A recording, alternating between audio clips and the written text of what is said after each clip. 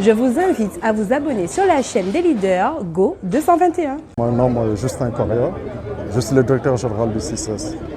Effectivement, ça fait partie des initiatives qui promeuvent la 33e édition de la FIDAK. On a initié cette randonnée avec pour objectif deux faits majeurs. À Limoges, de Octobre Rose, nous avons Novembre Bleu. On a tendance à l'ignorer, mais le cancer du prostate, le cancer masculin est en train de faire des ravages. Et ça, il fallait faire une sensibilisation en ce sens-là. Raison pour laquelle nous avons initié cette randonnée pédestre pour sensibiliser contre ces maladies, ces cancers masculins. Autre chose également, le sport, comme on le sait tous, est un des vecteurs qui nous permet d'alerter sur certaines maladies. Faire du sport revient à prémunir contre certaines maladies.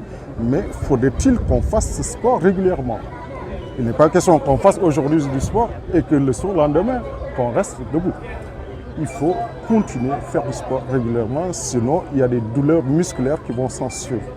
Et également promouvoir cette 33e édition. Le thème cette année, c'est la transformation territoriale au service du développement inclusif. Je l'ai dit tantôt, cette année, vous n'avez pas de pays invité d'honneur parce que c'est le Sénégal qui est à l'honneur. C'est les produits sénégalais qui seront à l'honneur. Il faut valoriser la production locale.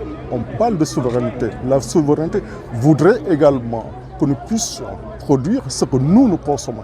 Raison pour laquelle on a mis au devant de la scène cette année toutes les femmes transformatrices sénégalaises, tous les agriculteurs de la vallée du fleuve. On a mis en exergue l'artisan sénégalais, le consommateur local, l'artisan sénégalais, la production locale qui est à l'honneur cette année-là. Donc j'invite les Sénégalais, la 33e édition va démarrer ce 7 décembre avec une ouverture en sport également. L'ouverture officielle aura lieu le 9 décembre.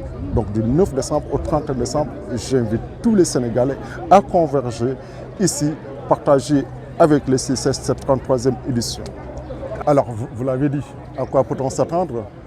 Je vous promets la plus grande fan zone du Sénégal. Donc je donne rendez-vous à tous les Sénégalais, la plus grande fan zone. Et je vous invite à aller faire un tour, à visiter nos installations. Donc c'est l'occasion de saluer nos amis Dimension qui ont bien voulu mettre à disposition cette logistique énormissime. Donc la fan zone, la Coupe d'Afrique, ce sera au CICES et nulle part ailleurs. Alors d'autres innovations, on en a parce qu'on a un village dénommé Village de la Foire. C'est un village où toutes les générations peuvent se retrouver. Enfants comme parents peuvent se retrouver. On a également des zones de restauration et des zones de dénommées Creative Hub pour mettre en avant également le talent sénégalais, le savoir-faire sénégalais. Ah non, cette FIDAK n'est pas uniquement réservée aux Sénégalais.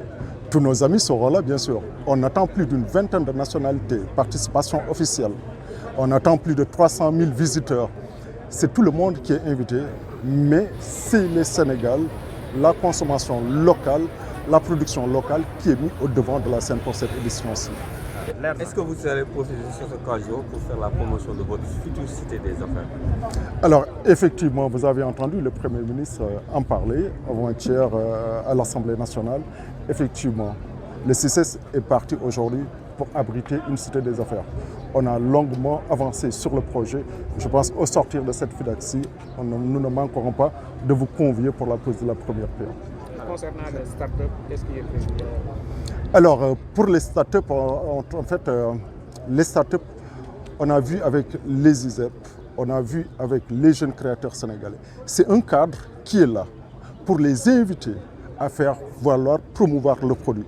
Nous, on leur donne le cadre parce que le problème, c'est qu'ils créent, mais ils peinent dans la visibilité. On leur donne un cadre pour avoir de la visibilité. Toutes les autorités vont défiler. C'est l'occasion pour eux de voir le savoir-faire des jeunes. Il y a effectivement des investisseurs qui seront là également. C'est l'occasion de faire en fait, ces rencontres-là entre ces startups et les investisseurs et les chercheurs d'opportunités également. C'est une vitrine qu'on leur offre durant cette FIDAK-ci. Merci de nous suivre et de vous abonner sur la chaîne des leaders Go 221.